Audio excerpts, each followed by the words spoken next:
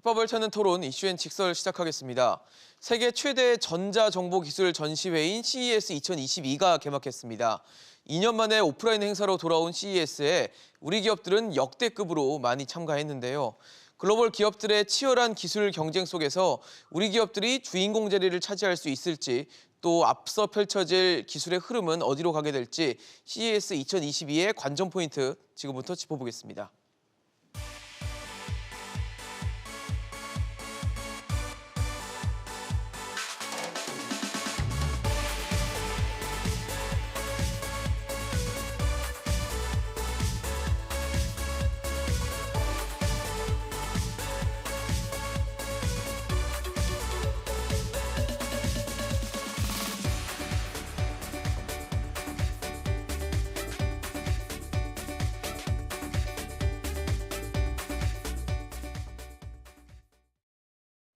네, 오늘 함께해 주실 세 분 소개하겠습니다. 현대경제연구원 최양호 고문, 성균관대 글로벌 창업대학원 김경환 원장, 서강대 기술경영전문대학원 김연학 초빙 교수 나오셨습니다. 어서 오십시오.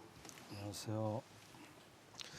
네, 오늘 저희가 CES 2022를 좀 둘러보려고 합니다. 일단 CES 2022를 전체적으로 아우르는 주제는 일상을 넘어서라는 주제인데, 아무래도 포스트 코로나 시대의 일상이 굉장히 소중해졌고 이 부분에 대한 좀 조명을 하겠다, 앞으로 일상이 어떻게 바뀔지를 좀 보여주겠다, 뭐 그런 의도가 아닌가 싶거든요. 그렇습니다. 이게 이제 항상 매해 그런 테마가 있는데, 이번에 그러니까요. 말씀하신 대로 비욘더 에브리데이, 그러니까 일상을 네. 넘어서인데, 네. 2019년도에는 커넥티비티였어요. 연결이고 2020년에는 컨버전스고 작년에는 올 디지털 뭐 이렇게 해서 이제 쭉 네. 나오거든요. 그러니까 지금 이제 이 행간에 들어갈 얘기는 뭐냐면, 이런 신산업이라든가 새로운 산업혁명이 예상보다 빠르게 진행이 되는 부분들이 분명히 녹여들어 있고요. 그러다 보니까 이것들이 이제 주류로 등장하면서부터 이런 CES가 이런 흐름을 끌고 나가는 항상 역할을 해왔는데, 그러니까요. 예, 거기서 앞에 이제 선두에 서겠다 해서 요번에 이제 재미난 게, 요번에 새롭게 많이 등장한 게 이제 헬스케어라든가 네. 특히 이제 우주가 굉장히 지금 뭐 부각이 많이 돼 있어요. 그렇죠. 그래서 지평을 열어가는 그런 선두주자로서의 지금 모습들을 지금 보이고 있는 것이 CES 2022의 아주 특징이라고 보여집니다. 사실 CES가 매년 이제 1월 달에 열리면서 어떤 보면 뭐 미래 흐름들을 좀 보여주는 그런 좀 장이잖아요. 그러니까 이제 CES가 1967년 6월 24일이죠. 그때 이제 뉴욕에서 시작이 돼가지고 네. 당시에는 매년 이제 2번 개최됐었어요. 매년 두 윈터하고. 번이요? 예.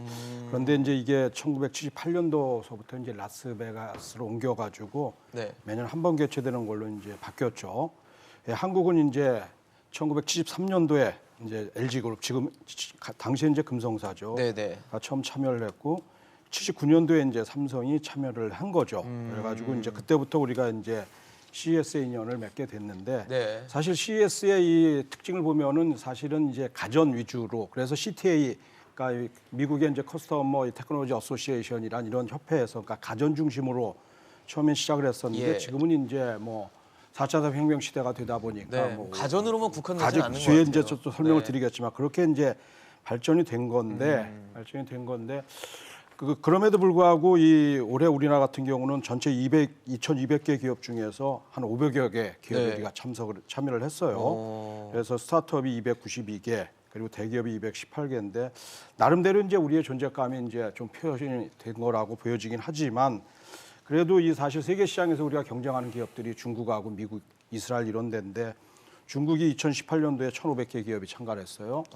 근데 이번에 참가를 안 했고 아시다시피. 네. 그리고 미국의 구글이라든지 뭐 MSI, 그 빅테크 기업, 아마존의 트위터 이런 데도 불참을 했기 때문에 사실 규모 면에서는 우리가 어느 정도 좀 존재감이 있고 그렇게 이제 인정을 할 수 있겠지만도, 과연 혁신 기술 면에서 우리가 앞서 나갈 수 있느냐는 뒤에 이제 스타트업, 이 참여한 스타트업들의 이제 기술 수준을 우리가 한번 좀 판단을 해봐야 될 것 같습니다.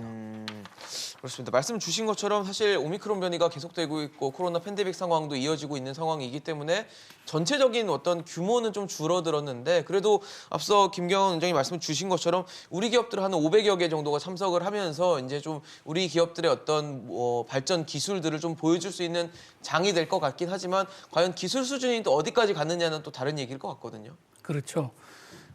그래서 지금 보면 그 화두가 아까 잠깐 최고무님 언급하셨지만 네. 그 비욘드 에브리데이라고 해서 즉 일상을 넘어서 예. 코로나라고 하는 게 우리 인류의 생활에 너무나 많은 영향을 미치기 때문에 그렇죠. 그 화두를 두고 5개 세부 아젠다가 있습니다. 첫째가 이제 로봇 앤 메타버스라고 하는데 로봇 관련해서는 뭐 지금까지도 물론 근데 과거에는 주로 이제 산업용 로봇 위주였다면 이제 집에서 어떤 개인 일상에서 서비스라든지 쓰는, 그 가사 도우미 성격의 그런 것들 요번에 삼성과 LG에서 내놓고 있는데 그렇게 로봇이 발전하고 있다. 예. 소비자용으로. 그리고 메타버스라고 하는 것도 사실 10년 전부터 우리가 AR, VR 뭐 있었지만 정말 메타버스라고 하는 새로운 컨셉을 가지고 강력하게 이렇게 대중에게 다가온 건 그 작년부터였던 것 같아요.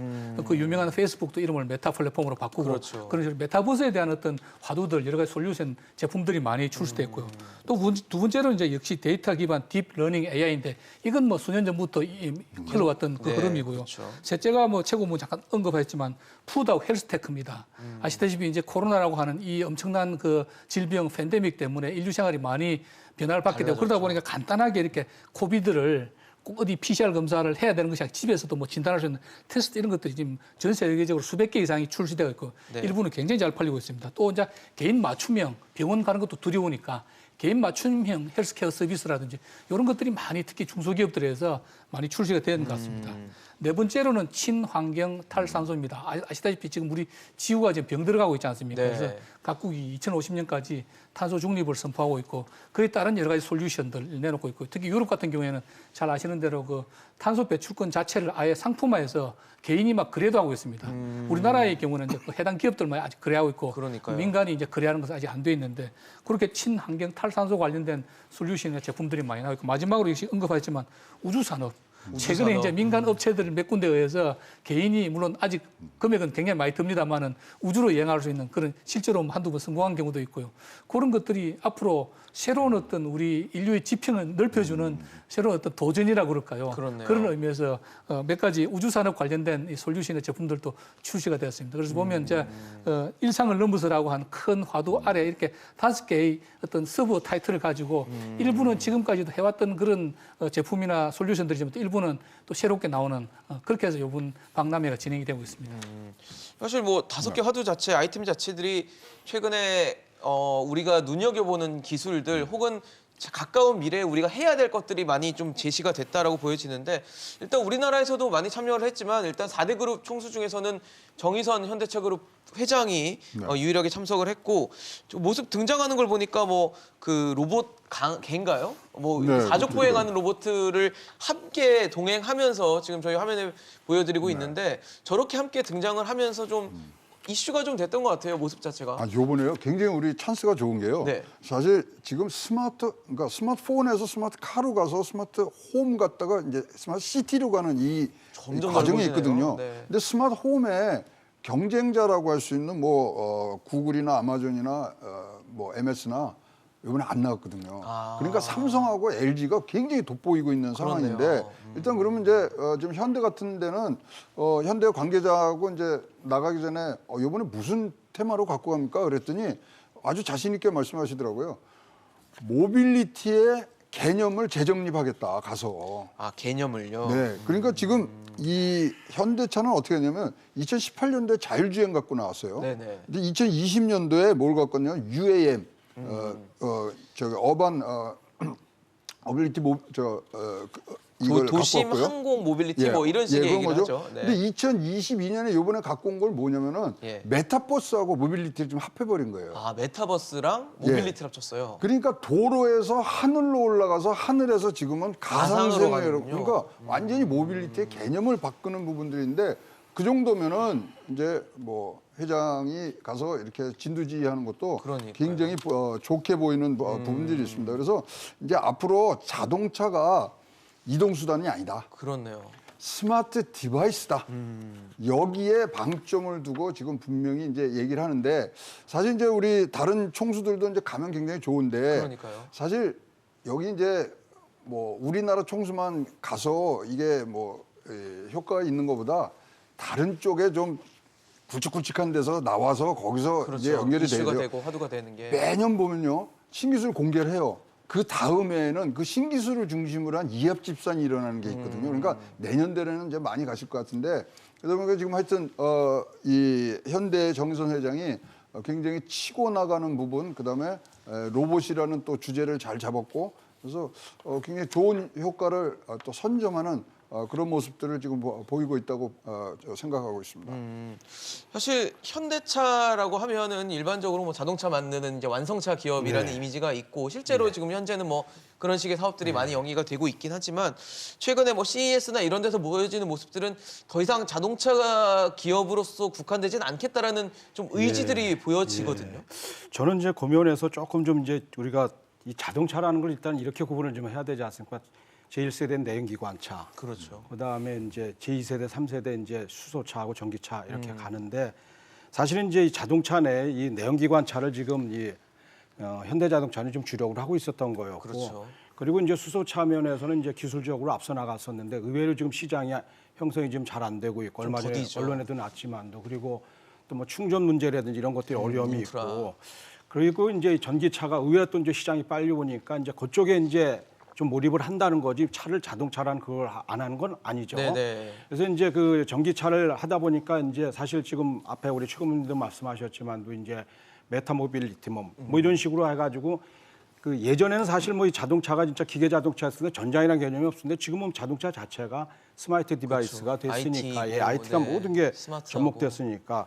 그래서 이 아마 현대가 제가 좀 자료를 뽑아보니까 자동차 업계 로봇 전쟁이 지금 상당히 치열합니다. 이런 현대가 지금 아틀라스, 로봇 스포트 이런 것들을 지금 그 인수해서 네. 지금 운영을 하고 있고, 혼다도 이제 아시모 이런 것들을 지금 하고 있고, 그다음에 토요타가 이제 HR3라는 이런 이 휴머노이드 로봇 이런 것들 좀 하고 있고, 이족 보행하는 로봇이죠. 예, 그렇죠. 네. 폭스바겐도 충전 로봇, 그리고 컨티넨탈의 로봇 게 해가지고 사실은 자동차 기업들이 로봇을 하네요. 로봇을 많이 지금 하고 있는 거거든요. 또 이 보면은 그 LG 같은 경우가 사실 특허라든지 또 이런 쪽에 이 로봇의 특허도 로봇 쪽에 출원을 제일 많이 하고, LG 그룹이. 쪽에서도요. 그래서 SG 로보틱스도 사실 많이 인수하고 해가지고 앞으로의 미래 산업이 이 로봇하고 뭐 결합이 안 되는 게 없을 정도로 많이 될 것 그런가 봐요. 같아요. 그러니까 네. 이제 우리 정의선 회장을 비롯해가지고 많은 그 한국의 대기업이라든지 미국의 대기업들이 이쪽 시장에 들어가고 있는 거라고 보여집니다. 네. 예. 교수님. 저는 조금 이제 생각이 다른데요. 어떠세요? 예, 저는 이번에 현대자동차가 로봇이라든지 뭐 이른바 메타 모빌리티를 출시한 건 좋은데 네. 정확하게 컨셉이 뭔지를 모르겠어요. 아, 그러니까 모호하다. 이게 모호합니다. 그야말로 컨셉이거든요. 우선 보면 이제 요번에 뭐 벤츠라든지 다른 굴지의 자동차 회사들도 출품하는데 벤츠의 경우에는 한번 충전하면 1000km를 달릴 수 있는, 지금까지는 500-600km 정도 한계였지 그렇죠. 않습니까? 네네. 그런 새로운 자동차 전기차를 출품을 했습니다. 그리고 이 콘셉트이긴 하지만 천장에 자동차 지붕에다가 태양광 집전판을 달아가지고 이렇게 충전이 자동차를 충전되게 되면서 하는 할수 예, 있는. 뭐 그런 식의. 그럼 결국은 이제 모빌리티, 스마트 모빌리티라고 하지만 현대자동차는 결국 자동차 회사거든요. 그렇죠. 그렇다고 한다면 앞으로 뭐 수소차는 뭐 지금 뭐 세계에서 그 유일하게 현대차다가 현대차 혼자서 하다가 지금은 조금 이제 주춤한 그런 상태고, 그러니까요. 결국은 지금 눈앞에 대세는 전기차고요. 조금 더 먼 미래는 자율주행차거든요. 그렇죠. 그렇다 한다면 물론 뭐 다른 신규 사업도 중요하겠지만 본업인 자동차에서 뭔가 좀 획기적인 제품이나 솔루션을 좀 출품했더라면 더 좋았지 않았을까 하는 아쉬움이 하나 있고요. 둘째 로봇 말씀하시는데 현대자동차가 인수한 저 보스턴 라바틱스라는 다이내믹스. 회사가 네. 업계에서 평판이 그렇게 좋은 회사가 아닙니다. 아, 그래요? 예, 저 회사는 수익 모델이 전혀 없고 그냥 애완견 스팟이 나와가지고 그냥 장애물 조금 넘고, 근데 그나마도 너무 배터리도 빨리 닳고 소음이 심하고 그래가지고 저 회사 유일한 수익 모델은 유튜브에서 이렇게 재미난 영상 보여주는 거거든요. 그나마도 너무 소음이 심해가지고 유튜브 동영상 보여줄 때는 소음을 끄고 합니다. 근데 저 회사가 원래 구글에서 인수했다가 영양가 없다 찾다가 여기저기 굴러다니다가 결국 최근까지는 이 소프트뱅크 가지고 있다가 네. 소프트뱅크가 80% 지분을 판 거예요, 현대. 근데 이 와중에 이제 정의선 회장이 개인 지분 20% 1조짜리인데 2천억 정도를 투자하셔가지고 네. 개인 지분을 가지고 있어. 그래서 그 개인 지분 가지고 나가셨는데 제가 볼 때 저기 스팟은 지금 말씀하신 그 자동차의 스마트 모빌리티하고 전혀 관계가 없는 어떤 그런 거고, 앞으로 물론 이제 더 개발하다 현재까지 나와 있는 걸로 봐서는 별로 그렇게 높은 평가를 받고 있는 것은 네. 아니고요. 그다음 이제 메타 모빌리티 이러면서 정의선 회장이 설명하시면서 어떤 말씀하세요? 집에서 내가 그 코비드 때문에 앉아서 사이버 공간으로 메타버스를 들어가서 공장에 기계를 마치 공장하고 똑같은 환경을 사이버 공간에 베타 공간에다가 만들고 그 집에서 뭐 이렇게 AI나 뭐 로봇을 활용해서 조작을 하면 공장에서 실제 이렇게 한다. 공장에 조작이 되는. 예, 뭐 그런 걸 예로 들어 설명했는데 그거는 스마트 팩토리거든요. 스마트 그렇죠. 팩토리고 사실은 뭐 CES가 물론 이 제목이 컨슈머 일렉트로닉스 쇼입니다. 가전제품 쇼고 물론 아까 자판다 이게 단순히 가전뿐만 아니고 좀 병리가 확대되고 있지만 그래도 저는 이 팀은 컨슈머 프로덕트 개인 소비자들 가정에 소비할 수 있는 제품인데 지금 정의선 회장이 말씀하시는 거는 B2B거든요. 그리고 그야말로 컨셉밖에 없는 거고 그거는 사실은 현대자동차보다 더 잘할 수 있는 회사들 지금 굉장히 많이 있습니다. 그런데 이런 컨셉 정도만 가지고 해서 과연 이게 우리한테 먹히겠는가 하는 그런 저는 조금 아쉬운 생각을 가지고 있습니다. 네. 그러니까 뭐 지금 네. 가까운 미래라기보다는 조금은 더 먼 미래의 어떤 그림들을 보여준 모습에 대해서 말씀을 주신 것 같아요. 아니 가까운 미래예요. 뭐 이제 로봇이라는 자체가. 가까운 미래라고 하면 이제 보통 이제 전기차, 뭐 자율주행차 이런 것들이 정말 와 사실- 있는 미래이기 때문에. 네, 사실 요번에 잘 안 알렸지만 테슬라가 로봇 갖고 나왔어요 요번에요. 아, 테슬라도요? 2020. 예, 그러니까 자동차 회사가 지금 비즈니스 모델을 완전히 바꾸고 있거든요. 그래서 사실 자율주행을 한다 그래서 네. 자율주행의 운전자가 로봇이 될 수도 있는 거고요. 그래서 지금은 이 전체적으로 현대가 꿈꾸는 것은 뭐 지금 말씀하신 게 굉장히 정확한 얘기들을 해주셨지만 그걸 넘어서 앞으로의 모빌리티는 뭐냐면 제가 가는 게 아니에요. 사물이 나한테 오는 거예요. 아, 내가 그거를 지금 움직이지 않아도. 꿈꾸는 현대차기 때문에 그 과정에서 이런 로봇들이 지금 계속 역할을 해야 된다는 생각들을 지금 하는 것 같고요. 네네. 그러다 보니까 이제 이것이 어떻게 움직이느냐. 근데 지금 이제 어떻게 뭐 미래 기술들이 어떻게 보냐면 아까 말씀하신 스마트폰이 이제 뭐 스마트카로 가서 그다음에 스마트홈이 돼서 그다음에 네. 스마트 이제 시티로 가는데 네. 스마트홈에 네. 모든 두뇌 역할을 하는 게 사실은 10년 전에는요. 네. 우리 집에서 24시간 켜져 있는 가전제품이 뭐냐를 찾다 보니까 이것이 냉장고였어요. 근데 냉장고 갖고 이제 스마트홈을 움직이지 못하니까 스마트카 자체가 스마트홈을 움직이는 헤드쿼터와 전력과 다 주는 부분들이 됐거든요. 지금 거기 와 있거든요. 네. 그 앞에. 그렇다면은 그 스마트카를 누군가가 뭐 구동을 하고 해야 되는데 거기에 로봇가 최적이라는 거죠. 그래서 지금 이제 아까 말씀드린 대로 현대차에서의 생각은 모빌리티의 개념을 재정립하겠다는 거예요. 내가 가는 게 아니고 네가 사물이 나한테 오는 걸로. 또 거기에는 로봇가 있는 거고. 네, 로봇이 로봇이 있는 이제 거고. 뭐 지금은 로봇에는 되기 때문에 분명히 이제 다른 수소차 이런 것도 열심히 하겠지만 한 발 앞서서 가는 부분들이 분명히 있어 보입니다. 사실 말씀을 주신 것처럼 현대차의 어떤 그림 속의 한 퍼즐로 로봇이 분명히 존재할 것 같다, 할 것이다라는 말씀을 주셨지만 뭐 다른 곳도 지금 다 로봇이에요. 지금 말씀 주신 뭐 자동차 회사들도 로봇들이고 우리 대표적으로 우리의 뭐 기업 중 하나인 삼성전자도 뭐 삼성봇이라고 해서 지난해 CES에 이어서 이번에도 또 삼성봇이라는 것을 내놨는데 그러니까 현대차도 로봇, 지금 삼성전자도 로봇인데 삼성전자는 로봇에 대한 어떤 생각을 어떻게 갖고 있는지도 좀 궁금하거든요. 그렇죠. 지금 사실 그 로봇이 진짜 이 가까운 미래 또 먼 미래 어쨌든 뭐 미래에 있어가지고 우리 사회를 많이 바꿀 그런 그러니까요. 기술이면 틀림없고 예. 지금 이제 삼성전자 같은 경우도 사실은 이 다른 데에 비해서 조금 좀 미흡하기는 하죠. 보면 이제 삼성전자 같은 경우는 사실은 요번에 CES에서 이제 미래를 위한 동행 해가지고 Together for Tomorrow란 그런 슬로건 아예 이제 나왔는데 그러면서 이제 로봇 쪽에 관련해 가지고 이제 태스크포스를 이제 네. 상설 조직화시켰거든요. 로봇 사업팀으로. 아 TF를 예, 팀으로 TF를 이제 격상을 상설팀으로 이제 해가지고 아시다시피 이제 삼성이라는 데는 팀이 뭐 사장급, 부사장급 이런 안또 그 팀장이거든요. 네네. 그렇기 때문에 이제 좀 더 이상 이제 이 로봇 분야에 대해서 도태되지 좀 않겠다라는 덜 뭐 투자하지는 의지겠네요. 않겠다. 이제 본격적으로 나가겠다 하는 그런 의지가 좀 보여지는 것 같고 다만 지금 현재에서 보면은 사실 우리가 이제 기술력 수준을 많이 파악을 할 때 특허를 가지고 우리가 많이 파악을 하는데 네. 삼성 같은 경우는 지금 이 AI 분야, 인공지능 분야에 있어가지고선 뭐 압도적인 지금 1위를 하고 있어요. 1위를 하고 있는데 LG전자 같은 경우는 상대적으로 지금 로봇 쪽에 이 특허가 많이 갖고 있습니다. 지능형 로봇에 집중해가지고 특허를 지금 출원하고 있고 네. 또 LG전자는 이 그런 특허를 출원해서 자체 개발하지만도 실제적으로 이 그런 기술을 갖고 있는 기업들 인수들을 많이 했어요.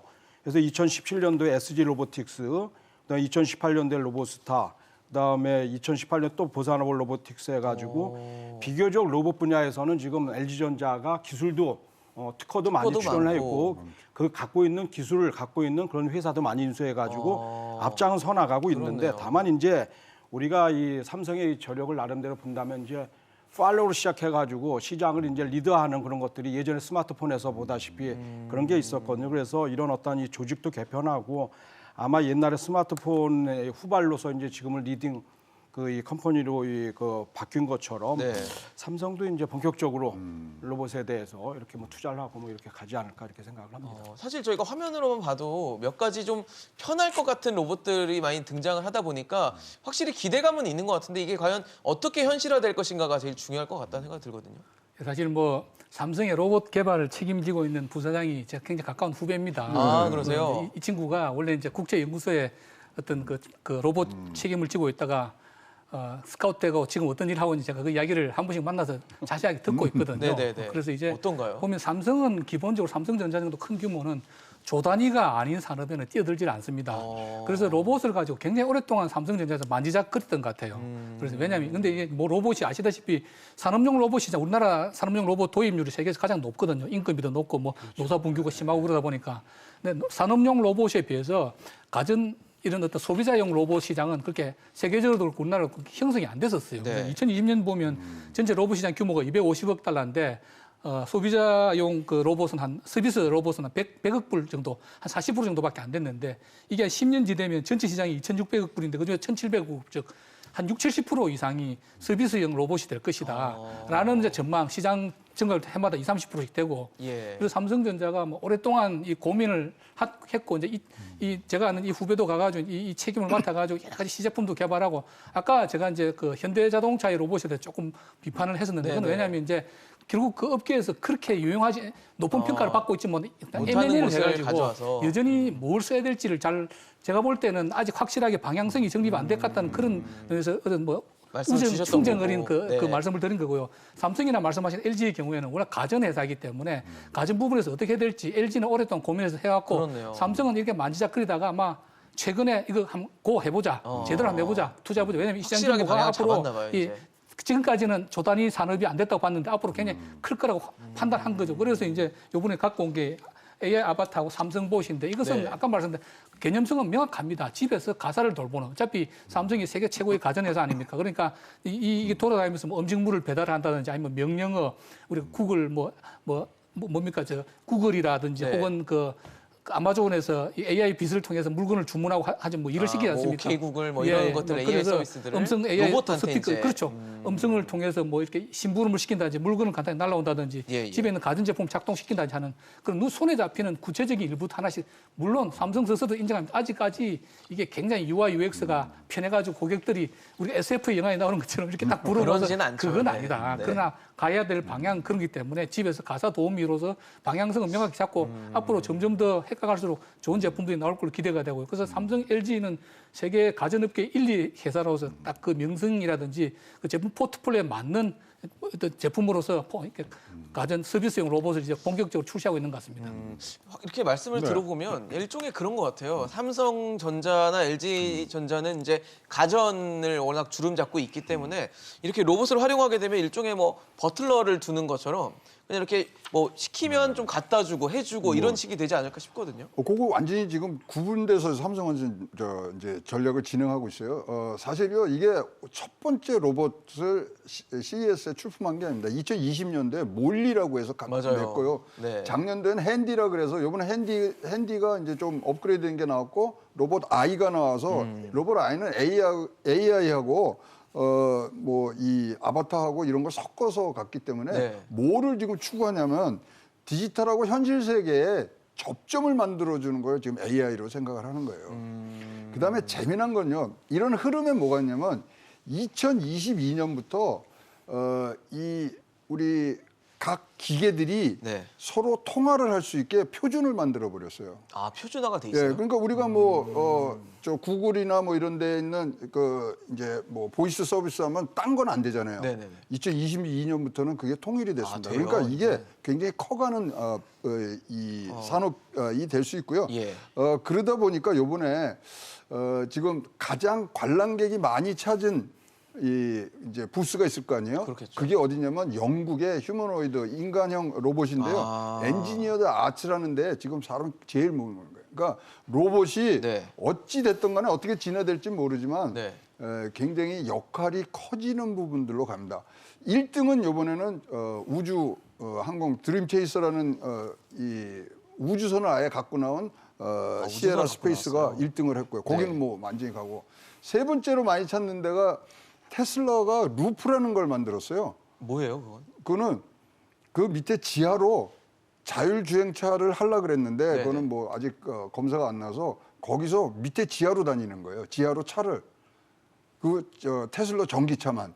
그러면 아. 지금 여기 가보시면 부스가 크게 3개입니다. 네네. 걸어 다니려면 30분 이상 걸리고 멀죠. 워낙 규모 커서. 자동차로 다니면은 거기는 큰일 나요. 막혀서. 근데 1분 안에 다 지금 부스를 가고 있어요. 지하로 가니까 테슬라가 다른 자기네 부스 안 차리더라도 네. 루프 갖고 지금 거기가 모빌리티를 계속 지하에 네. 둔 거네요. 그러니까. 그래갖고 1분이면 간답니다. 그래서 그거를 또 칭찬을 하고 이러더라고요. 그래서 보면은 이제 로봇이 자율주행도 로봇 운전사를 갖다 놓으면은 그거는 뭐 내가 타든 말든 지금 상관이 없지 않습니까? 그래서 지금 나가는 거 있기 때문에 이 삼성전자가 이제 로봇에 관심 두는데 사실 국내에서는 뭐가 관심이냐면 뭐 이제 삼성이 하니까 잘한다 그러는데 삼성이 로봇이 뒤쳐져 있거든요. 네. 경쟁력이 없거든요. 그러니까 지금 3년 안에 아주 눈에 띄는 M&A를 한번 한다고 분명히 얘기를 했잖아요. 벌써 1년이 지났어요. 그러니까요.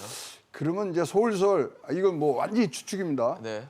로봇 회사를 사는 거 아니냐 이런 얘기가 지금 살살 피어오르는 그쵸. TF 팀을 이제 정규 팀으로 격상도 왔고요. 했고 하니까 등등 지금 붙인다면. 정황이 뭐 지금 뭐 이렇게 새롭게 기술을 개발해서 갈 그거는 아닌 합리적인 것 추측이지 같고 않을까 빠르게 싶습니다. 가려 그러면 뭐 그런 얘기들도 지금 뭐 증권가에서는 심심치 않게 들리고 있습니다. 사실 지금 말씀 주시는 뭐 로봇, 뭐 메타버스, 뭐 AI 이런 것들을 사실 라스베이거스에서 직접 가서 봤으면 얼마나 좋았을까라는 생각이 들 정도로 정말 신기술들의 뭐 향연이지 않을까 싶은데 뭐 다 가서 볼 수가 없기 때문에 저희가 오늘 좀 잘 설명을 드리고 있다라는 말씀을 시청자 여러분께 좀 드리고요.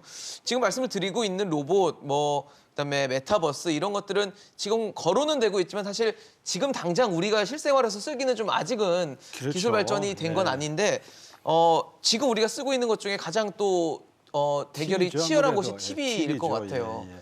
TV는 뭐 저희도 지금 계속 집에 다 있는 것이고, 그럼요. 근데 이제 기술의 발전이 정말 너무나도 빨라서 굉장히 선명하고 크고 그리고 이걸 두고도 특히 우리 삼성전자와 LG전자가 뭐 맞대결을 펼치고 있는 상황인데 어떻게 보세요? 갔더니 뭐 보니까 뭐 네오 QLED, 뭐 마이크로 예, LED, 뭐 예, 각종 뭐 새로운 기술들이 막 나오면서 정말 대격전장이더라고요. 뭐 이제 이 CS 쇼 하는 데가요 원체 넓어가지고 가면 사실 피곤하고 그렇죠. 사실 이렇게, 돌아다니기가 힘들 이렇게 정도로. TV 이렇게 요즘은 중계 잘해주거든요. 여기서 보는 것도 이제 바람직하고 또 예. 오미크론도 있으니까. 다만 이제 올해 같은 경우는 뭐 우리가 이제 계속 논의했지만 이제 스페이스 테크놀로지라든지 푸드 테크놀로지라든지 그다음에 디지털 헬스케어 테크놀로지 이게 사실 3대 화두인 것 같아요. 기술 면에서는. 그래서 이 많은 그쪽에 이제 좀 우리 소비자들이 이제 관심을 두고 보고 있는 것 같고 네. 또 이제 우리가 좀 관심 있게 보는 분야가 참 자랑스러운 건 맞아요. LG전자하고 삼성전자하고 이 TV 시장에서 이게 최고봉이 소위 누구냐. 그러니까요. 그래가지고 지금 1등을 가리겠다. 참 이게 자랑스러운 건데 어쨌든 지금 시장 조사 업체인 옴디아가 이제 이 분석을 한 자료에 의하면은 예. 매출 점유율이 삼성전자가 31.9%. 그다음에 LG전자가 16.5% 해가지고 2006년도서부터 삼성전자가 지금 압도적인 한 2배 되네요. 예, 거의. 압도적인 이제 우세를 보이고 있는데 네. 다만 이제 우리가 스마트폰에서도 소위 말해서 고급 프리미엄 폰이 있고 또 이 보급 레귤러 형도 폰이 있고요. 있듯이 네. 이제 프리미엄 TV 시장으로 가서 볼 때는 LG OLED가 지난 2분기 성장률 그러니까 지난 분기죠. 네. 19.6% 성장했는데 오히려 삼성의 QLED는 2.4%가 감소를 했어요. 프리미엄 TV에서는. 그럼 OLED가 주력인 건가요? 그렇죠. 현재는? 지금 아마 시장이 그렇게 지금 하고 있는 거 아닌가 모르겠습니다만 어쨌든 이 숫자 자체만 놓고 본다면 그렇게 보여지고 있는데 어쨌든 그 이 LG전자가 현재 이 프리미엄 시장에서는 압도적인 좀 우세를 보이고 그렇네요. 있고 전체적인 어떤 그 시장에서는 TV 또 이 시장에서는 삼성전자에서는 삼성전자 또 압도적으로 우세를 보고 있기 때문에 네. 아주 둘의 이 경쟁이 정말 저는 자랑스러워요. 세계 그러니까요. 시장에 네, 맞아요. 전 작년에 가장 잘한 일 중에 하나가 TV 산 겁니다. 아, TV를 바꾸셨어요? 근데 우리 성균관대학교가 이제 삼성 계열이다 보니까 이제 네네. 삼성 TV를 샀는데 네. 너무 편한 거예요. 그냥 뭐 그렇죠. 말로만 하면 다 들어주니까. AI도 적용이 되고요. 그럼요. 그렇죠. 아주 좀 비싼 걸 샀거든요. 네, 좋은 거 사셨군요. 그래서 이 TV 시장이 사실 이번에 이 그 CES 2022 쇼에 가장 그래도 적합하게 우리가 좀 봐야 될 그런 이 기술의 흐름들이 아닌가 이렇게 생각을 합니다. 네. 이 부분에는 상당히 이제 또 비하인드 스토리가 있습니다. 말씀 주세요. 결국 이 TV라고 하는 스크린이라는 거는 디스플레이 사업이거든요. 그렇죠. 근데 이제 네. 삼성 디스플레이가 있고 LG 디스플레이가 있지 않겠습니까? 그렇습니다. 기업이 있는 거죠. 예, 지금. 네. 삼성은 그러니까 LG는 회사가 별도 회사고 네네. 삼성은 전자 안에 같이 안에 있는데 있죠. 네. 예, 삼성이 소형 지금 이제 OLED라고 하는 OLED라는 게 이제 유기발광 다이오드, 네. 이렇게 가장 앞선 기술이거든요. 근데 그게 삼성이 작은 건 잘 만들어요. 그래서 스마트폰에는 이게 도입을 해가지고 삼성이 뭐 어쨌든 점유율상으로 아직까지 세계 앞서고 1위 있군요. 있는데 대형 OLED는 LG가 굉장히 조심스러운데 이 말씀들 삼성에서 당연히 아니라고 할 텐데 LG가 조금 앞서 있다는 게 일반적인 평가입니다. 네네. 그래서 이제 LG가 그 기술을 활용해서 LG OLED라는 걸 내놨고요. 근데 삼성은 그에 반해서 그래서 이제 삼성은 뭐냐면 또 QLED라고 QLED. 퀀텀 LED는 퀀텀단, 기본적으로는 네, OLED 이건 원래 죠. LCD 네. 한 단계 전인 LCD 기술입니다. 그런데 이제 그 삼성의 한계는 뭐냐면 그걸 뒤에 백라이트라고 해서 판 하나 더 됩니다. 그래서 반사시켜 가지고 네. 하기 때문에 조금 두꺼워질 수 있는 소지가 있는 거죠. 한 판이 더 있기 때문에. 예. 근데 문제는 뭐냐면 우리가 집에서 보면 그 차이를 별로 못 느낍니다. 그 미세하게 물론 OLED가 낫다고 하지만 차이는 못 느끼는데 이 OLED가 굉장히 비쌉니다. 가격이 한 2배 이상 되다 보니까 여전히 프리미엄을 어디서부터 프리미엄이 할 건데 LG도 OLED TV가 주력 상품은 아닙니다. 2020년 평가를 보더라도 전체 TV 중에서 OLED는 800만 대, LCD는 2억 770만 대 이렇게 올해도 이렇게 예측이 되고 있거든요. 즉 시장이 아직 25배가 LCD 시장이 더 큰 거예요. 그래서 가격 때문에 그런 건가요? 예. 가격 때문에 그런 거예요? 가격이 좀 OLED가 OLED가 너무 너무 옛날에 비싸서. 또 번아웃이라 그래가지고 뭐 오래 쓰면 뭐 점이 남거나 그거는 번인 현상, 잔상 남는 현상 말씀하시는 그건 뭐 거죠? 해소됐다고 제가 듣고 있고요. 근데 어쨌거나 즉 워낙에 OLED 가격 실제로 고객이 보면 큰 차이는 못 느끼는데 가격 자체가 워낙 비싸다 보니까 이게 디스플레이가 좋다는 건 알지만 그래서 아주 부유층 아니면은 대형 그 LG OLED가 판매량 자체는 평가는 좋지만 많이 팔리지 못했고 그래서 삼성이 계속 고민을 한 거예요. 이게 OLED에 들어가야 되냐 말아야 되나. 지금까지는 계속 이제 뭐 OLED 비슷한 거 QLED라고 하는 거 가지고 이제 네. 해왔죠. 근데 이제 이재용 부회장이 결단을 내립니다. 안 되겠다. 결국 가야 할 길은 OLED니까 우리도 OLED 해야 되겠다. 그래서 JY 프로젝트를 해가지고 퀀텀 닷 OLED라고 하는 걸 개발했습니다. 네. 근데 이번에 라스베가스 CES에서는 출시를 안 한 거예요. 왜 안 했을까요? 결국은 기술적으로 삼성이 이런 기술이 있다라고 보여주기 위해서 했지만 역시 수율 상점 문제가 있고 가격 자체가 너무 비싸다 보니까 일단 매스 마켓에 콘슈머들을 먹힐 만한 제품은 아니라는 거죠.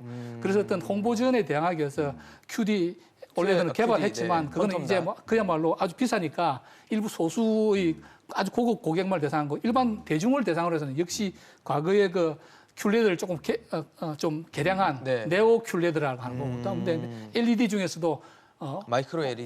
예, 네. 마이크로 LED, 네. OLED가 아니고 마이크로 LED 이렇게 해가지고 그 기술 자체는 OLED 완전한 기술은 아니지만 사실상 일반 고객이 볼 때는 큰 차이는 못 느끼지만 그렇지만 가격은 훨씬 저렴해서 구매할 수 있는 그런 제품 일단 CES는 밀고 있는데 네네. 뭐 분명한 것은 글로벌리 보면 제품 아직 시장 점유율은 삼성이라는 이 브랜드가 글로벌 시장에서는 LG보다 높지 않습니까? 그래서 시장 점유율 보면 31대 19, 그러니까요. TV가 저렇게 나오는데 지금 LG가 야금야금 그걸 이렇게 추격을 하고 있다는 거죠. 왜냐하면 기술적으로 앞서 있다는 그걸 앞세워가지고. 그래서 삼성도 여기서 OLED TV로 대응 안 할 수는 없는 거고. 그래서 OLED 시장이 커지면서 앞으로 이 글로벌 TV 시장이 어떻게 전개될지 굉장히 우리가 재밌게 지켜봐야 될 한국 업체끼리 일일이 다투는 그러니까요. 그런 관전 네. 포인트입니다.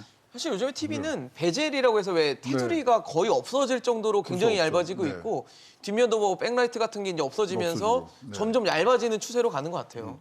근데 지금 말씀하신 그 컨턴답 OLED 그게요 최고 혁신상을 받아요. 아, 혁신상을 요번에요. 받았어요. 예. 근데 이런 최고 혁신상을 받려면 실물이 없으면 안 됩니다. 아, 그렇죠. 뭐가 예, 있어야 되죠. 실물을 그다음에 예. 전시를 하는 것이 전통인데 지금 뭐 말씀하신 대로 그게 지금 전시가 안 안돼 되는 있어요. 상황들이 여러 가지 지금 생각들이 있고요. 지금 이제 이쪽 업계 사람들은 뭐 그냥 재밌게 하는 얘기가 한종이 부회장이 예, 삼성전자 부회장이 부회장. 네. 사실 지금 우리 번아웃 뭐 버닝 버닝 그 얘기할 현상, 때 당시에 TV 사업부장이었어요.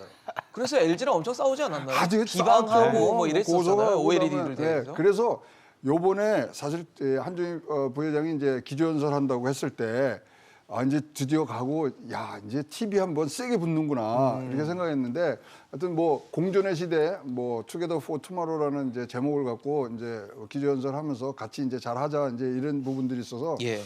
이 부분은 뭐 하진 않습니다만은 이제 양쪽이 같이 공존을 해야 돼요. 왜냐하면 지금 아까 디스플레이 얘기를 했지만 삼성 TV가 지금 연간 4,500만 대 만들고요. 지금 뭐 고급 사양을 가는 뭐 QLED, QD-LED가 사실은 200만 대를 목표로 하고 있어요. 근데 삼성에서 제작할 수 있는 디스플레이 패널이 100만 대밖에 안 돼요. 반밖에 안 되네요. 네, 그러면 LG에서 갖다 써야 돼요. 아. 그래서 공존 얘기가 그래서 지금 나오고 있는 거거든요. 수율 때문이라도 어쩔 수가 없는 네, 문제군요. 없습니다. 그래서 진짜로 이것이 뭐 그런 역사적인 그런 뒷얘기들이 있습니다만 두 양쪽에서 이제 공존할 수밖에 없는 상황이고요. 사실 LG도 환영하고 있어요. 자기 혼자서 만들 시장은 아니거든요. 그래서 같이 시장을 만들어서 크게 한 키워가자. 다음에 파일을 크게 하는 것이 중요하다 생각해서 이 부분들은 잘 진행이 되리라고 뭐 관망을 하고 있습니다. 결국은 한때 OLED에 대해서 비판적이었던 삼성도 이제 OLED에 뛰어들 수밖에 없는 그런 상황이 됐다라는 말씀을 주셨는데 그렇습니다. 뭐 사실 뭐 예전엔 비판했지만 지금 이제 이걸 만약에 추세로 밀고 나간다면 안 할 수는 없을 것 같아요, 사실. 그렇죠. 네, 해야 되는 게 맞다는 게 또 기업의 판단일 거고. 사실 이제 저가의 동침이라고 뭐 나오긴 하지만도 예. 아까도 말씀드렸지만 자랑스러운 그런 어떤 1, 2등을 다투고 있는 우리 네. 회사들이고 또 기술적인 면에서도 뭐 압도적으로 세계 시장을 리딩하고 있고. 네. 근데 약간의 차이 나는 기술을 갖고 있으니까 적당히 좀 온라인 하게 되면은 그렇죠. 뭐 시너지가 나고 좋은 거 시장이 아니겠어요. 커지는 그리고 시장 효과가 자체가 났겠죠. 이제 커지니까 네. 그래서 시장이 커지면 또 가격이 또 다운되는 뭐 그런 당연하죠. 상황도 프리미엄 연출될 수 있죠. TV도 규모의 경제가 되면. 뭐 1,000만 원짜리 한 500만 원 시절이 조만간 오지 않겠습니까? 네. 비싸게 비싸더라고요. 저도 비싸요. 가전 중국 업체들이 계속 쫓아오기 때문에 저가잖아요, 우리나라는 계속 중국은. 고가로 나갈 수밖에 없어요. 예, 사실 그렇게 가야 됩니다. 저희는. 그러니까 중국은 저가를 갖고 나오는 거고 우리는 이제 프리미엄 또 가야 높은 되는 기술력을 거죠. 갖고 이제 그럼요. 간다는 예, 말씀이신 예, 거죠. 예, 예. 알겠습니다. 사실 TV도 뭐 TV는 사실 어떻게 보면 우리가 가장 또 많이 접하는 가전 기기 중에 제품 중에 하나이기 때문에 가장 소비자들의 또 관심도 높은 품목이라는 생각이 들고 좀 더 미래적인 얘기를 하자면 이번 CES도 이제 탄소 중립이 또 화두가 되는데 넷제로라고 하죠. 이제 순 배출량을 제로로 만드는 탄소 중립을 외치고 있고 뭐 전 세계적으로 흐름이라고 할 수 있는데 기업들에서는 좀 상대적으로 규제라고 좀 여겨질 만하다고 봐야 될지 아니면 어쨌든 친환경적인 거는 시대적인 흐름이니까 이걸 가져갈 수밖에 없다고 봐야 될지 이것도 좀 해석을 좀 요하는 부분이 아닐까 싶거든요. 우리 흔히 하는 말로 피할 수 없으면 즐겨라. 그러니까요. 피할 수가 없어요, 정말. 탄소 중립은 기업들이 피할 수 있는 주제가 아닙니다. 맞습니다. 지금 이제 2050년까지 넷제로 즉 탄소 순 배출량을 제로로. 방출하는 부분이 있고 그걸 또 흡수하는 부분인데 네네. 방출하는 만큼 흡수를 시키자. 네네. 그래서 이제 제로를 만들자고 하는 거고 중국은 이제 뭐 2050년까지 자신이 없다. 2060년. 그렇지만 시진핑도 이건 되게 세게 밀고 있는 것 같아요. 그러다 보니까 엉뚱하게 요소수 사태까지 이게 나비 효과로 우리나라에 그렇죠. 이제 영향을 펼쳐지는 미쳤죠. 그런 상황이 됐는데 세 각국이 왜냐하면 지금 그래도 지금 상태로 보면은 1.5도는 더 올라간다는 거예요. 그 지구 온도가. 근데 만일에 지구 이게 온도가요. 2도를 더 올라가게 되면 거의 재앙이 된다. 지구상의 거의 모든 나라가 열대 국가가 되고 해수면이 너무 올라가가지고 땅이 많이 잠식이 되고 그렇기 때문에 이건 뭐 정말 시대 정신이고 반드시 가야 할 해야 길이고요. 그러면 그게 가야 할 길이 정해져 있으면 그걸 위해 달성하기 위해서 어떻게 해야 되냐 생각하지 그걸 피할 수 있는 길이라고 생각하면 안 된다는 거죠. 네. 그래서 이런 어떤 그 넷제로를 달성하기 위한 여러 가지 솔루션의 기술 개발을 위해서 당근도 주지만 또 채찍도 주는 것이 바로 탄소 배출권입니다. 탄소 배출권 기업이 어느 정도 뿜을 수 있는 이산화탄소 양을 정해놓고 해마다 5% 10%씩 줄여가는 거예요. 처음엔 이걸 정부가 이런 탄소 배출 많이 하는데 공짜로 주지만 나중에 그것도 가격을 받습니다. 그렇겠네요. 거기 가장 엄격하게 시행되고 있는 게 이제 지금 유럽이잖아요. 유럽은 탄소 배출권 규제가 굉장히 엄격합니다. 개인 거래도 한다고 그러지 않나요? 예, 그러다 보니까 그걸 갖다 상품화해가지고 예. ETF 상품을 만들어서 거래 개인들도 이렇게 투자를 할 수 있고 저도 뭐 투자를 하고 있는데 작년에 100% 이상 올랐습니다. 우리나라의 경우에는 아직 그 개인이 거래를 할 수 없어요. 탄소 배출하는 회사 배출권이 좀 열심히 저감해가지고 배출권이 남은 회사가 모자라서 팔고 기업 간에 거래만 하게 되는데 조만간 정권 회사들이 저 기업들은 그 어떤 기관 투자가들 들어서 거래를 할 수 있게 되고요. 그렇게 되면 아마 ETF란 이런 형태로서 개인이 투자할 수 있도록 하게 된다. 네네. 근데 문제는 사실 탄소 배출권이 없는 세상을 만들어야죠. 기업들이 탄소 배출을 그렇죠. 아예 안 해가지고 굳이 탄소 배출권 사가지고 탄소 배출 허락을 그럴 필요가 받는 것보다는 없이. 필요 없는 세상을 만들자. 그렇게 하기 위해서 어떤 고육지책으로 나온 어떤 단기적인 규제책이 탄소 배출권에 보면 되고요. 세계 각국이 심지어 중국까지 뛰어들어서 심각하게 하고 있는 거고 이거는 피할 수 있는 길이 아니고 가야 할 길이다. 그 방침 내에서 기업들이 애를 써야 되고 또 우리나라 기업들도 많이 노력하고 있습니다. 지금. 네. 사실 뭐 기후 변화나 이런 걸 봤을 때는 안 할 수는 없는 시대적인 숙명인 것 같긴 합니다. 근데 과거에는 우리가 이제 비용으로 생각을 했거든요. 탄소에 관해서는. 근데 앞으로 기업들은 지금 이제 관점이 바뀌었습니다. 투자로 생각을 하기 때문에 투자를 하고 미래에 나가야 되는 꼭 바른 방향으로 생각하기 때문에 이번 코로나19를 통하고 또 이런 CES를 통해서 이런 부분들은 굉장히 잘 정립해 나가는 네. 부분들이 있다고 생각을 합니다. 네. 앞서 말씀을 주셨지만 이번 CES 2022에 우리나라 기업들이 한 500개 정도가 참여를 했는데 그중에서 스타트업 기업이 292개라고 해요. 거의 300여 개의 기업이 이번 우리 기업으로 참여를 했고 나머지 이제 한 200개 좀 넘는 기업이 대기업인 건데 예. 일단 5년 전에 비해서는 참가 규모, 스타트업 참가 규모가 한 5배 정도 늘었다는 것 자체는 네. 저는 되게 반가웠는데 스타트업 기업들이 뭔가 기술력을 보여줄 자리가 있다는 거니까 그렇죠. 좋은데 예. 과연 어느 정도 이렇게 긍정적으로 봐야 될지 우리한테도 남겨진 숙제들도 있을 것 같다는 생각 들거든요. 그렇습니다. 사실 제가 이제 이번 그 CES에서 가장 유심히 좀 보고 좀 하는 분야가 이제 스타트업이 이제 출시를 해가지고 어떤 혁신 기술 가지고 출전을 했는지 그 네, 내용을 좀 많이 그렇죠. 봤는데 다만 아쉬운 거는 아까도 말씀드렸지만 근데 중국이 우리와 경쟁 관계에 있는 중국, 미국 뭐 이런 데들이 이제 불참을 하고 있어요. 그럼에도 불구하고 전체 그 2,200개 중에서 우리가 한 4분의 1 정도 그 중에 우리 그 스타트업이 292개면 상당히 큰 숫자인데 이게 어느 정도 큰 숫자냐면은 지금 그 올해 같은 경우 일본에서는 52개사가 스타트업이 출품을 했거든요. 그리고 2020년 28개, 물론 이제 2배 정도 늘어났지만 그런 면에서는 어쨌든 양적인 면에서는 상당히 우수한, 양적인 면에서는 규모 면에서는 어느 정도 이제 긍정적인 면으로 보지만 그러니까요. 다만 이제 참여 기업이 많다고 해가지고 꼭 긍정적인 거라고 볼 수는 없는데 질적인 부분, 예, 기술력을 그래도 이제 보여줘야죠. 긍정적으로 좀 보여지는 것들이 이번에 우리 스타트업이 6개 기업이 혁신 기업에 선정이 됐어요. 그래서 예를 들어 이번에 참여한 기업 중에 링크페이스랩, 또 에바, 또 에어 아이 포맷, 뭐 텍트레이스 이런 이 6개 이 스타트업이 이제 혁신상을 받았는데 아시다시피 이제 CES에서는 최고 혁신상과 혁신상 2개로 나누는데 네. 최고 혁신상은 뭐 좀 어느 정도 이제 규모가 규모가 좀 있는 돼야 되고 기업들이겠죠. 네. 이런 혁신상을 그래서 제가 한번 추적을 해보니까 이런 혁신상을 받은 기업들이 나중에 또 성장도 와서 해요. 그래서 그러기 좋죠. 위해서는 긍정적인 이제 신호네요. 예, 더 많이 이제 우리가 좀 이 혁신 기업을 만들어내기 위해서 이제 투자도 좀 증대 좀 해주고 스타트업의 인재 확보를 위해서 노력을 좀 해주고 그리고 이 대학 등에서 미래 선진 기술에 좀 강의를 하면서 인력 양성도 좀 해주고 이러면서 이 스타트업이 결국은 우리나라의 미래입니다. 그럼요. 그래서 여기가 이 양분이 좀 풍부해야 또 긍정적인 건 작년에 이제 11조 원 정도가 스타트업에 우리가 투자가 됐어요. 어마어마한 금액이거든요. 그 중에 많은 부분이 또 외국의 벤처 캐피탈이 우리 스타트업에 투자한 거거든요. 그래서 우리나라 스타트업의 어떤 이 혁신성은 과거에 비해서 아주 매우 우수하다고 이렇게 볼 수 있을 것 같아요. 교수님, 사실 우리나라 그러니까 정부나 대기업들이 도와줘야 되는 부분도 분명히 존재를 할 것 같아요. 사실 우리나라가 실패를 용인하지 않는 사회다. 그다음에 그렇습니다. 재기가 어렵다 이러는 예. 한계들이 있기 때문에 스타트업들이 도전하기를 꺼려하는 경우도 많을 것 같거든요. 예, 뭐 아주 굉장히 좋은 지적해 주셨는데 예. 사실 뭐 교수님 말씀하셨지만 이번에 우리 스타트업들이 한 300여 개나 참여한 거는 그러니까요. 굉장히 저는 고무적인 현상으로 생각합니다. 물론 그러니까요. 이제 들여다보면 옥석이 있겠지만 제가 또 그래도. 코로나 때 못 가봐서 자세하게 네. 말씀드릴 수는 없지만 일단 양적으로 많다고 하는 그중에 분명히 질적으로 우수한 회사들도 많이 있을 거라는 자신이 들고요. 우리 정부가 굉장히 그 창업 지원에 대해서 적극적이고 예산 오히려 너무 많아서 지나칠 정도로 지원을 잘해주고 있습니다. 보면 이제 미국 같은 경우에는 정부나 공기업 이쪽의 지원 펀드가 전체 스타트업의 그 창업 자금의 한 15% 정도, 우리는 40%가 넘습니다. 그 정도로 이 정부나 공공기관에 지원한 액수가 많다고 하는 건데 네. 차제의 이런 양적인 혹은 금액적인 지원보다는 규제 측면에서의 어떤 완화, 요거는 이제 간접적인 지원이 되겠죠. 그렇겠죠. 이를테면 미국 같은 경우에는 M&A가 굉장히 활성화되어 있는데 우리나라는 그 스타트업에 대한 M&A 그다지 활성화되어 있지는 않아요. 그러다 보니까 IPO 이렇게 기업 공개할 때 기다리다 그 10년 이상 걸리잖아요.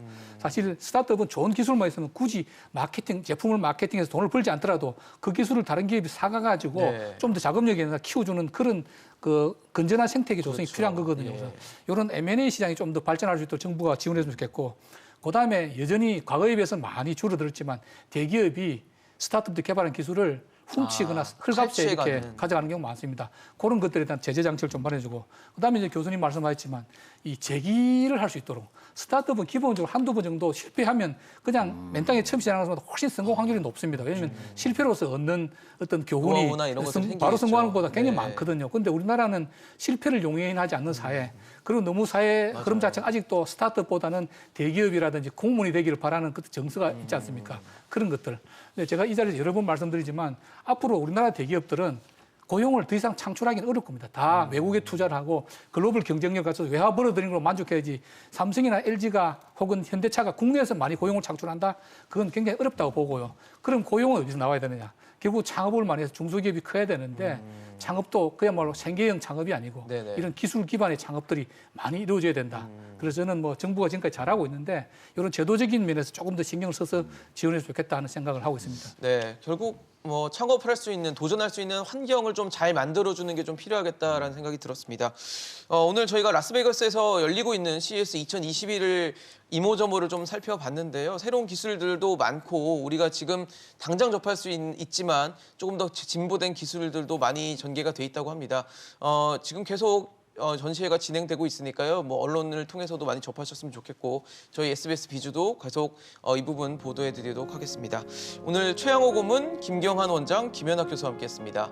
이슈앤 직선 오늘 준비한 소식은 여기까지입니다. 지금까지 시청해주신 여러분 고맙습니다. Who got your tears if you can't